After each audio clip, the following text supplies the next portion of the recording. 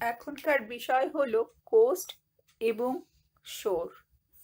প্রথমে বলি শোর এবং কোস্ট জিনিসটা কি, বিষয়টা কি।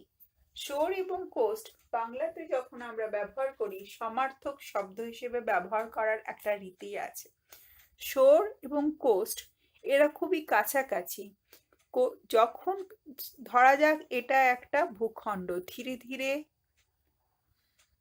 ধীরে ধীরে কার্ভ হয়ে সমুদ্রপৃষ্ঠে মুছেছে, এটা হচ্ছে সমুদ্রতল। সাপোজ এটা সমুদ্রতল। কোস্ট হচ্ছে কন্টিনেন্ট এবং ওশেনের বাউন্ডারি রেখাকে চিহ্নিত করে শোর। শোরের পিছনে প্রান্তে থাকে কোস্ট। বলা ভালো শোর হচ্ছে actual landward limit of the sea water. Shore হচ্ছে actual landward limit of the sea water. Shore একটা লাইন বা লিনিয়ার ডিমার্কেশন, এটা ল্যান্ড অ্যান্ড ওয়াটার জোনকে পৃথক করে। আর ধরা যাক এটা কন্টিনেন্ট, এটা ক্রমশ ঢালু হতে হতে গভীর সমুদ্রে মিশেছে। এইখানে যে নচ বা কার্ভটা তৈরি হয়েছে তাকে বলা হয় ক্লিফ। ক্লিফ হচ্ছে ট্রানজিশনাল জোন। ক্লিফের পিছনের দিকের অংশ হচ্ছে কোস্ট এবং ক্লিফের সামনের দিকে আছে শোর।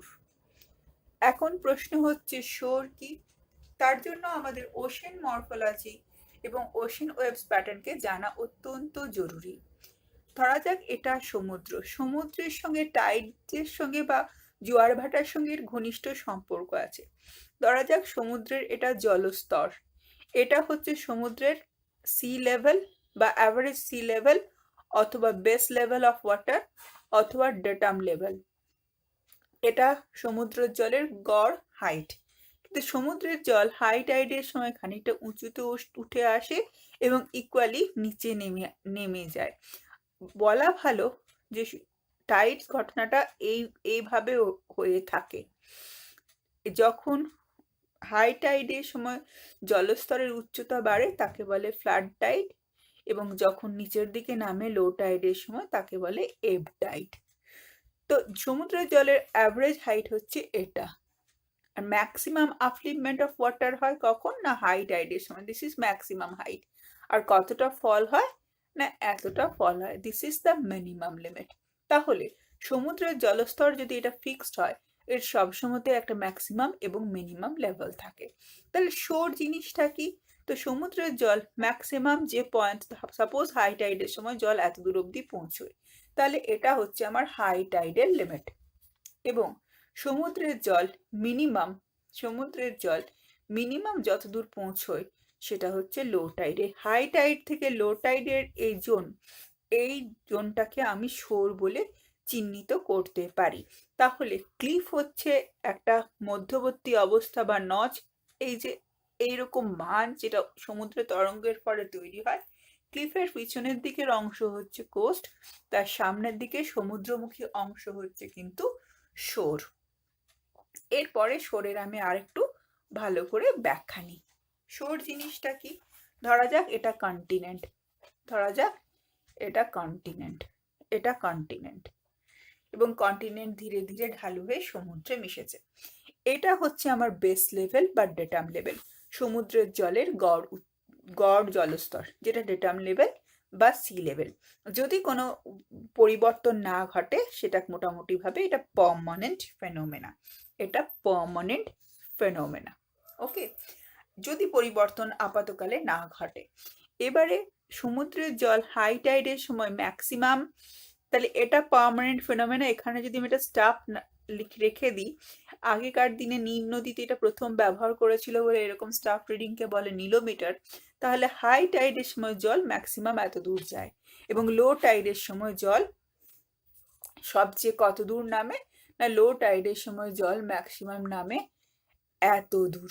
তো এই high tide and low tide, কোন দিন হাই টাইড হয়? না আমরা জানি যে টাইড পূর্ণিমা এবং অমাবস্যার দিন শক্তিশালী high tide, spring tide and neap tide হয়ে থাকে 8th ডেতে অ্যান্ড পূর্ণিমা এবং অমাবস্যাতে। এই যে জোনটা ম্যাক্সিমাম ওয়াটার যত পর্যন্ত হাই টাইডে যায় এবং লো টাইডে যতখানি নেমে আসে, দ্যাট ইজ মিনিমাম লিমিট, সেই জোনটাকে যদি আমি আইডেন্টিফাই করি, সেই জোনটাকে বলছে শোর লাইন। তাহলে শোর কি না, এই হাই টাইড ম্যাক্সিমাম ওয়াটার যেখানে যায় এবং লো টাইডের সময় জল যতটা ফল করে তার যে রেঞ্জ, সেই রেঞ্জটাকে বলছে শোর। শোর অবভিয়াসলি এই ক্লিফ, এটা this is the cliff zone, cliff জোনের সামনের দিকে অবস্থান করে। তার লেফট হ্যান্ডে থাকে কন্টিনেন্ট, কন্টিনেন্টের প্রথম ভাগটা হচ্ছে কোস্ট। তাহলে এটা ওশেন বডি। কিন্তু পূর্ণিমা বা অমাবস্যার দিন শক্তিশালী হাই টাইড এবং শক্তিশালী লো টাইড হয়। কিন্তু আমরা জানি due to moon, attraction of moon, প্রতিদিন দিনে দুবার জোয়ার এবং ভাটা হয়। তাহলে প্রতিদিন জোয়ার অ্যান্ড ভাটা হওয়ার তার একটা অ্যাভারেজ রেগুলার হাইট আছে। এক্সট্রিম হাইটটা তো maximum and minimum, maximum high and maximum low. যে সাপোজ ধরা যাক this is the regular average height of the high tide and this is the average regular height of the low tide. তাহলে প্রতিদিন tidal wave এত দূর ওঠে এবং এত দূর নামে। ওকে, বাট পূর্ণিমার দিন এবং অমাবস্যার দিন এই হাই টাইড আরো অনেক বেশি ওঠানামা করে, ওর ম্যাক্সিমাম রেঞ্জকে কাভার করে। সেদিন ধরা যাক হাই টাইড এত দূর আসে, লো টাইড এত দূর নামে। তাহলে এখন আমি শোরকে ভাগ করি। এখানে বলে রাখা প্রয়োজন, এই মিনিমাম লিমিটের নিচে সবসময়তেই জল, সমুদ্রের জলস্তর অবস্থান করে, এর নিচে কিন্তু আর লো টাইড আর নেমে যায় না। এই যে একটা পার্মানেন্ট ওশেন ওয়াটার জোন, এই পার্মানেন্ট ওশেন ওয়াটার জোনকে বলে littoral zone. Permanent ocean water zone, যে minimum level of ocean water বা লো টাইডের নিচের জোনকে বলে লিটোরাল জোন। এখন যদি এইখান থেকে এইখানটা, তাহলে আমি যদি লেফট হ্যান্ডে দেখি, এটা কি, এখান থেকে এই লাইনটাকে আমি যদি নিই, এটা কি না, এটা হাই টাইডের point, high tide, H for high, T for tide, এটা লো টাইডের রেঞ্জ, লো টাইডের রেঞ্জ। তাহলে এই মাঝখানে কে আছে না, মাঝখানে আছে সমুদ্রের বেস সি লেভেলের অ্যাভারেজ সি লেভেল যেটা। ওকে, আর তার হাই টাইডের লেফট হ্যান্ড সাইডে কে আছে না, হাই টাইডের লেফট হ্যান্ড সাইডে আছে যে regular average height. This is the regular average height, regular average height of the sea level, maximum height of the sea level, আচ্ছা regular average height, that is minimum height of the sea level. তাহলে এই যে এখান থেকে এইটা, এটা ছিল maximum height, this is the maximum height high টাইডের সময়, এটা রেগুলার অ্যাভারেজ হাইট, এটা base level, this is base level বা সমুদ্রের জলের গড় উচ্চতা, আর এটা হচ্ছে অ্যাভারেজ লো লেভেল, এটা ম্যাক্সিমাম লিমিট।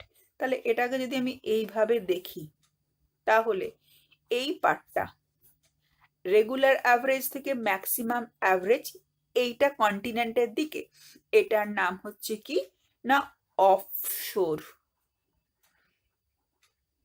আর সরি এটার নাম হচ্ছে ব্যাকশোর, ব্যাকশোর। ওকে, তাহলে এটা কি না, এই পার্টটা হচ্ছে আমার ব্যাকশোর, শোরকে ভাগ করছি, ব্যাকশোর, এস ফর শোর।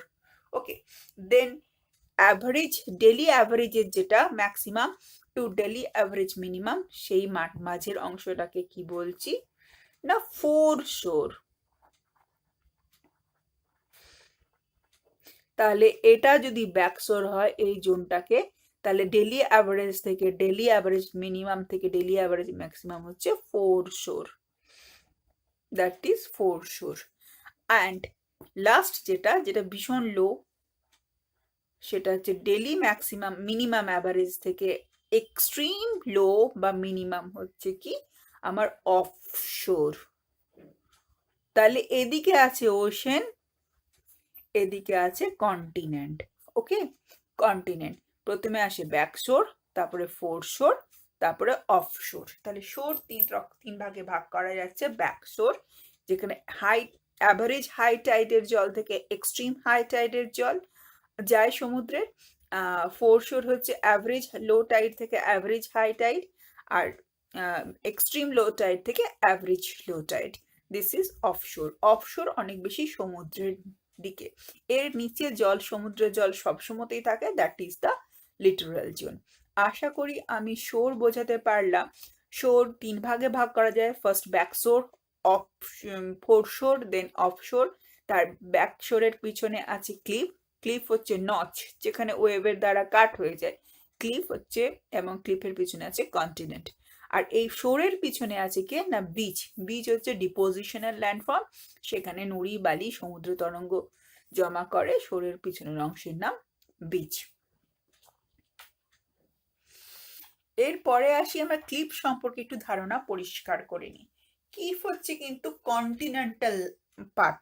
ক্লিফ কি, ধরো এটা যদি আমার ভূখণ্ড হয় আর এটা যদি আমার সাগর হয়, সাপোজ আমি একটা অন্য কালার দিয়ে, ব্লু কালার দিয়ে সাগরকে দেখাই। এটা যদি আমার সাগর হয়, ওশেন হয়, ওশেন হয়, তাহলে ওশেন ওয়েভস এখানে আসছে এবং এখানে একটা নচ তৈরি করেছে। এদিকে হচ্ছে কোস্ট আর এদিকে হচ্ছে শোর লাইন। এই সামনেটাকে বলে শোর প্ল্যাটফর্ম বা ওয়েভ কাট প্ল্যাটফর্ম। এই পার্টটাকে বলে ওয়েভ কাট প্ল্যাটফর্ম, তার পিছনে থাকে ক্লিফ। ক্লিফ কি না, একটা rocky structure rising almost vertically above the sea. দেখো এটা ভার্টিক্যাল স্ট্রাকচার, একটা এরম ভাবে উঠেছে। Vertical structure above the sea level is called cliff. Cliff কিরকম না, এটা বেডরক, কন্টিনেন্টের অংশ, সমুদ্রের নয়। আর এটা লিথোস্ফিয়ারিক স্ট্রাকচার। ম্যারাইন ইরোশনের জন্য এখানে নচ তৈরি হয়েছে, কিন্তু এই স্ট্রাকচারটা কন্টিনেন্টের পার্ট, এটা গোলাকৃতি বা একটু উঁচু হয়ে থাকে ভার্টিক্যালি। ক্লিফ কিন্তু কি করে, যে সমুদ্রের তরঙ্গ কতদূর ম্যাক্সিমাম আসবে তার সীমানাকে স্থির করে। ক্লিফ 4 রকমের হয়ে থাকে।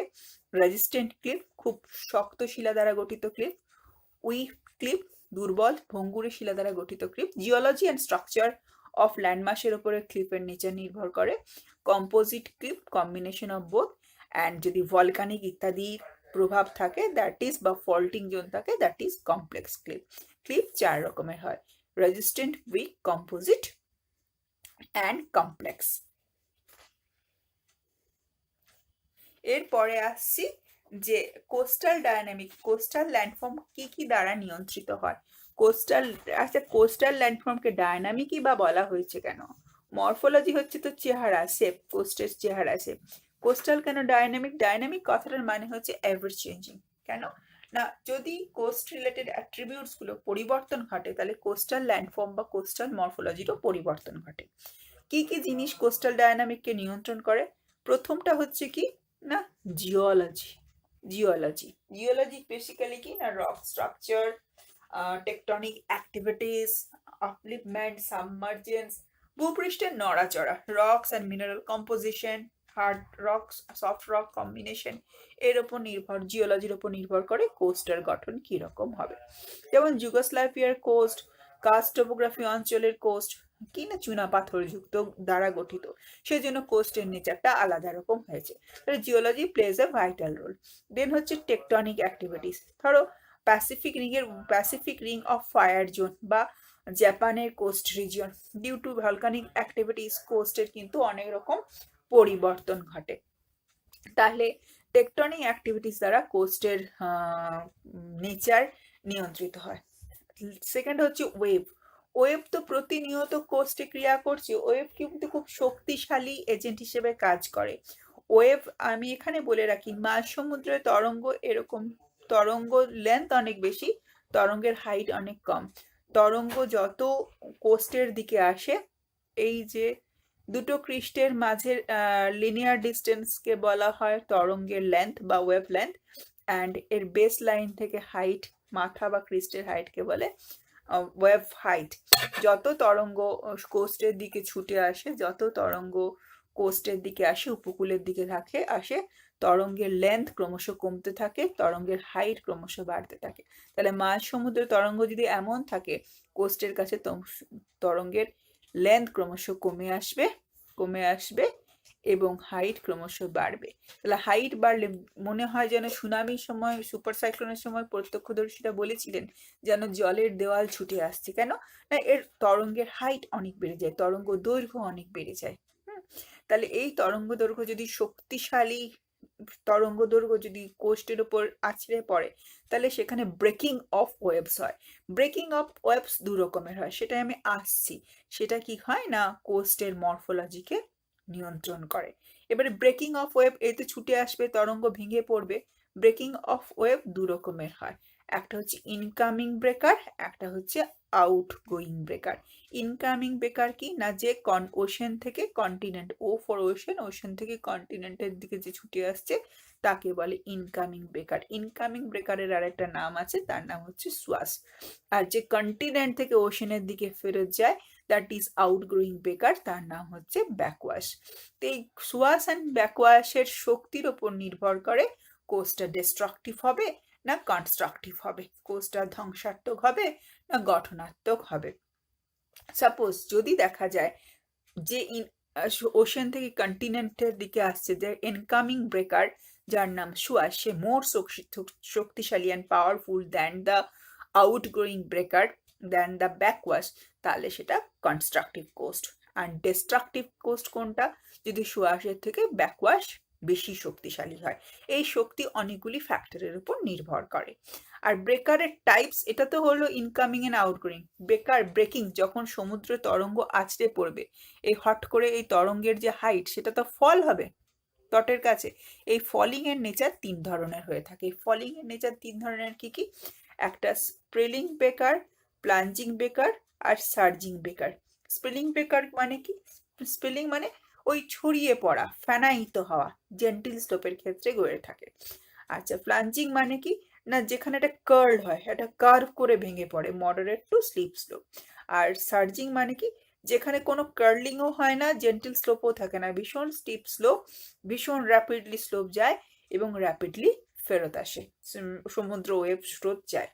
তো আমরা একটু দেখে নিই স্প্রেলিং ওয়েভটা কিরকম দেখতে হয়। ধরো এটা যদি continent, ocean waves comes, a triangular waves coming from the ocean, এবং আসে এইভাবে বৃত্তাকারে ছড়িয়ে পড়ে, দ্যাট ইজ স্প্রেলিং। দেন প্লাঞ্জিং কিরকম, এটা কন্টিনেন্ট, সমুদ্র তরঙ্গ আসছে, দেখো এরকম কার্ল হয়ে কার্ভেচারে যখন সমুদ্র ফেরত যায়, এরকম ঘূর্ণাবর্তের মতো ঘূর্ণি সৃষ্টি করে, কার্ল সৃষ্টি করে, তাকে বলে প্লাঞ্জিং। এটা comparatively steep to moderate slow. আর সার্জিং, কোনো কার্লও তৈরি হয় না, কিছুই তৈরি হয় না, এগুলো কিন্তু খুব ফোম বা ফেনা তৈরি করে, সার্ফ তৈরি করে, সার্ফ জোন, যে অঞ্চলে ফেনা তৈরি হয় তাকে বলে সার্ফ জোন। এটা কিন্তু লেস ফোম, কোনো ফোম তৈরি করে না, ভীষণ ভীষণ স্টিপ স্লো, খুব আসে এবং তাড়াতাড়ি ফেরত যায়, খুব শক্তিশালী সোয়াশ আর ব্যাকওয়াশ হয়, তাকে বলে সার্জিং ব্রেকার। তাহলে ব্রেকার তিন রকমের হয়, যেমন সোয়াশ ব্যাকওয়াশের উপর নির্ভর করে কোস্ট ডিস্ট্রাকটিভ হবে না কনস্ট্রাকটিভ হবে, সেরকম এই নেচার অফ ওয়েভ ব্রেকিংটা তিন রকমের হয়। নেচার অফ ওয়েভ ব্রেকিংটা, সার্জিং ইজ মোর ডেঞ্জারাস, এটা মোর ডিস্ট্রাকটিভ টাইপ। আচ্ছা, এখানে আরেকটা প্রশ্ন বলে রাখি, littoral current and longshore current, এই দুটো খুব গুরুত্বপূর্ণ বিষয়। তার আগে আমি বলেছি লিটোরাল জোন কথাটার মানে কি, যেখানে পার্মানেন্ট মানে maximum limit, lower limit of ocean water, যখন লো টাইডের সময় জল যতদূর ফল করে তার নিচে যে পার্মানেন্ট ওশেন ওয়াটার থাকে তাকে বলে লিটোরাল জোন। আর লিটোরাল কারেন্ট কথাটার মানে কি, littoral current and longshore current, এটা হচ্ছে সিনোনিমাস। কিরকম, ধরো এটা কোস্ট একটা, সাপোজ আমি ইন্ডিয়ান কোস্ট, এখান থেকে সুয়াস আসছে, এটাকে সুয়াস আসছে অ্যান্ড ব্যাকওয়াশ ফেরত যাচ্ছে, ব্যাকওয়াশ ফেরত যাচ্ছে।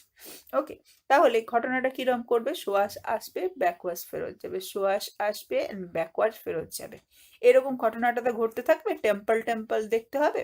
কিন্তু বাস্তবে কিরকম হয়, কেন সব ক্রিয়ার সমান বিপরীতমুখী প্রতিক্রিয়া আছে, যে যে ভারী পদার্থগুলো সেগুলো এইখানে জমা হবে সোয়াশের সঙ্গে, আর যখন ব্যাকওয়াশের সঙ্গে যাবে ভারী পদার্থগুলো এখানে জমা হবে, কম্পারেটিভলি হালকা বা লেজার পদার্থগুলো সি ওয়ার্ডে জমা হবে।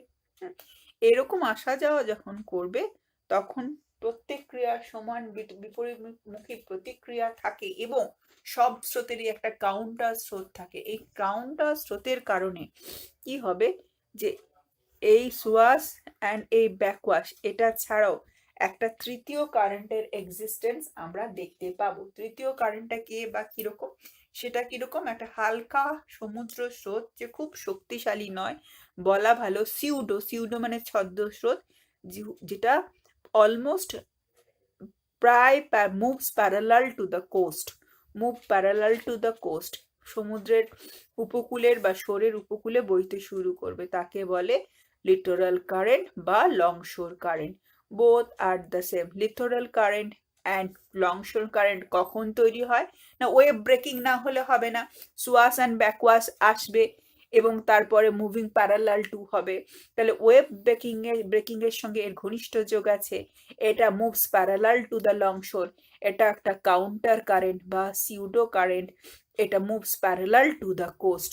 এটাকে লংশোর বা লিটোরাল কারেন্ট বলা হয়। সমুদ্রের ডিপোজিশনাল ল্যান্ডফর্মের ক্ষেত্রে লংশোর বা লিটোরাল কারেন্টের গুরুত্বপূর্ণ ভূমিকা আছে। আচ্ছা, এরপরে আসি কি কি প্রসেস সমুদ্রের কোস্টাল রিজিয়নের ভূমিরূপ গঠনের ক্ষেত্রে, ইরোশনাল ল্যান্ডফর্মের ক্ষেত্রে গুরুত্বপূর্ণ ভূমিকা পালন করে। প্রথমটা হচ্ছে হাইড্রোলিক্স। হাইড্রোলিক্স হচ্ছে সিয়ার ফোর্স। কেননা জলের সঙ্গে, সমুদ্রের জলের শক্তি ওয়েভস এর সঙ্গে এর ঘনিষ্ঠ যোগ আছে এবং টাইডাল ফোর্সের সঙ্গে এর যোগ আছে। তারপর হচ্ছে অ্যাব্রাশন বা কোরাশন। এটা কিরকম, ধরো যদি কোনো রক্স মিনারেলসে বাতাস থাকে, শিলাখণ্ডে বাতাস থাকে, তার সঙ্গে যদি জল ক্রিয়া করে তখন ক্র্যাক হয়। এই ক্র্যাক থেকে তার ইরোশন স্টার্ট হয়। যে সমুদ্রে যে কেভস তৈরি হয় না উপকূলবর্তী অঞ্চলে, কেভস কিন্তু তার জন্য তৈরি হয়। এখানে এয়ারের সঙ্গে ক্র্যাক এবং সমুদ্রের জলে ক্রিয়া হয়। অ্যাট্রিশন। অ্যাট্রিশন কি না, অ্যাট্রিশন হচ্ছে কলিশন অ্যান্ড ট্রান্সপোর্ট। বিভিন্ন সমুদ্রের জল এবং সমুদ্রে বাহিত পদার্থ, তরঙ্গবাহিত পদার্থ, ধূলিকণা, বালিকণা, পেবলস ইত্যাদি, নুড়ি ইত্যাদির কলিশন হয় এবং জলের সঙ্গে ট্রান্সপোর্টেশন হয়, সেই জন্য সেগুলো ইরোড করে, তার নাম অ্যাট্রিশন। আর কোরোশন মানে সেম মেটেরিয়াল উইথিন সেম, বালিকণা বালিকণার সাথে, ধূলিকণা ধূলিকণার সাথে যদি ঘর্ষণের ফলে যে তাদের সাইজ পার্টিকেল ছোট হয়ে যায় তাকে বলে কোরাশন। এই হাইড্রোলিক্স, অ্যাব্রেশন বা কোরাশন, অ্যাট্রিশন এন্ড কোরোশন, এই প্রক্রিয়াগুলি খুব গুরুত্বপূর্ণ ভূমিকা পালন করে ওয়েভস এর ক্ষেত্রে। আচ্ছা, এরপরে আসছি টাইপস অফ শোর বা কোস্ট।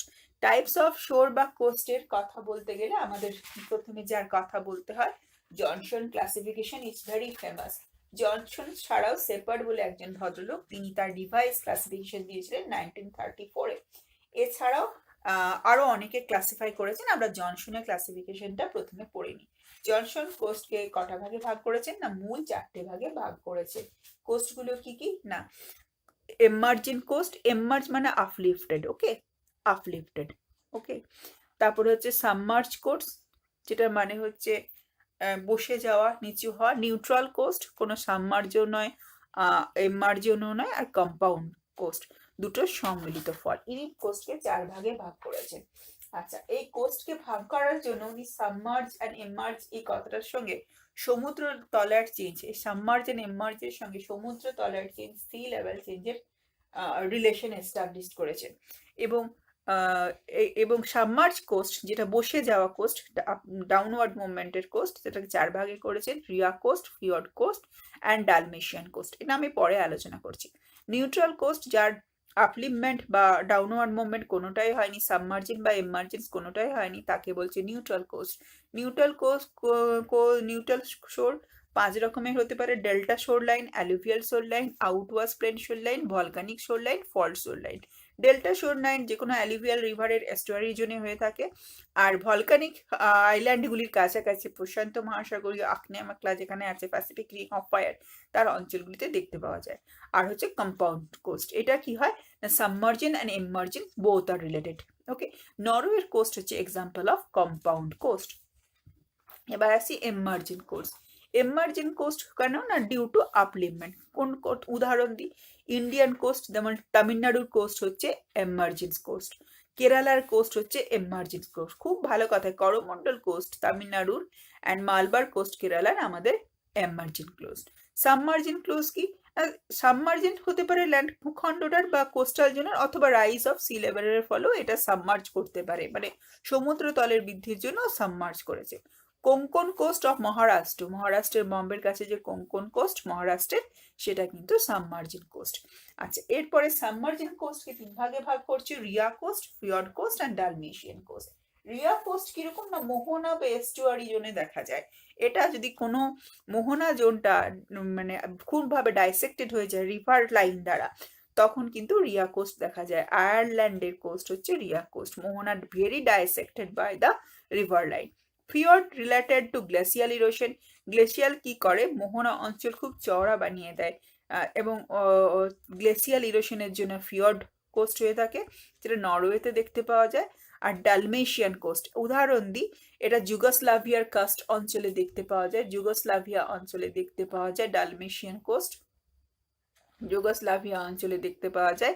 এই কোস্টটা প্যারালাল টু দ্য শোর। এটা কিরকম, যদি এরকম মাউন্টেন রিজ থাকে আর ভ্যালি থাকে, মাউন্টেন রিজ থাকে আর ভ্যালি থাকে, এইটা কোনো কারণে সাবমার্জ হয়ে যায়, জলের তলায় চলে আসে, এবং এই মাউন্টেন ভ্যালিটা কোস্টের প্যারালালি অবস্থান করে, তাকে বলে ডালমেশিয়ান কোস্ট। ওকে, ডালমেশিয়ান কোস্ট কিন্তু জিওলজিক্যালি খুব অনেক কিছু ইতিহাসকে ব্যাখ্যা দিয়ে থাকে। আচ্ছা, এরপরে হচ্ছে drowned lowland coast, neutral coast and compound coast. আচ্ছা, ড্রন লোল্যান্ড কোস্ট এটা কিরকম না, এটা বাল্টিক কোস্ট বা জার্মানি, বাল্টিক উপসাগরের কাছে জার্মানিতে দেখা যায়, এর সঙ্গে লেগুন থাকে। এটা লো লাইং এরিয়া, খুব নিচু জলাভূমি যদি সাবমার্জ হয়, সাম্পি ল্যান্ড, কোস্টাল জন্য সাম্পি ল্যান্ড সাবমার্জ হয়ে যায়, জলে সমুদ্র তলের পরিবর্তনের জন্য জলে ঢাকা পড়ে যায়, তখন এরকম ড্রন লোল্যান্ড কোস্ট তৈরি হয়। নিউট্রাল কোস্ট কিরকম না, অ্যালুভিয়াল শেপ কোস্ট, এটা ডেল্টা কোরাল ফরমেশন, কোনো পার্টিকুলার কারণ নেই, কোরাল ফরমেশন এর সঙ্গে রিলেটেড থাকে। আর কম্পাউন্ড কোস্ট এ একসঙ্গে সাবমার্জ হয় অ্যান্ড এমার্জ হয়, আপলিভমেন্টও দেখা যায়, ডাউনওয়ার্ড মুভমেন্টও দেখা যায়, যেমন Norway coast. And fault coast line, যদি কোনো ফল্টিং তৈরি হয় তবে সেই কোস্টে ফল্ট কোস্ট লাইন বলা থাকে।